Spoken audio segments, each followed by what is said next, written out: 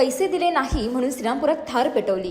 20,000 रुपये मागितले असता ते दिले नाही म्हणून दोघांनी श्रीरामपुरात एकाची थार गाडी पेटून देण्याचा प्रकार वार्ड नंबर 1 मध्ये घडला आहे। याबाबत सलीम मोहम्मद अब्दुल सत्तार शेख वय 42 राहणार वार्ड नंबर 2 श्रीरामपूर यांनी दिलेल्या फिर्यादीत म्हटले आहे की आपला मित्र समीर सुलेमान शेख राहणार गंगापूर जिल्हा छत्रपती संभाजीनगर यांची थार गाडी क्रमांक MH20 HB 9592 ही आपण 3 महिन्यांपासून वापरतो। सदर गाडी मिल्लतनगर पाटाच्या कडेला श्रीरामपूर येथे आपण लावत असतो।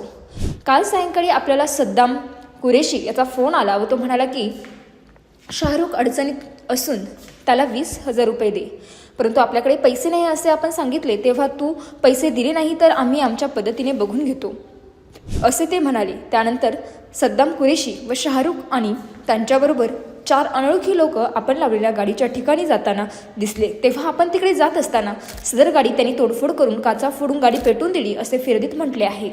सदर फिर्यादीवरून सद्दाम कुरेशी, शाहरुख व 4 अनोळखी इसमाविरुद्ध शहर पोलिसांनी गुन्हा दाखल केला आहे।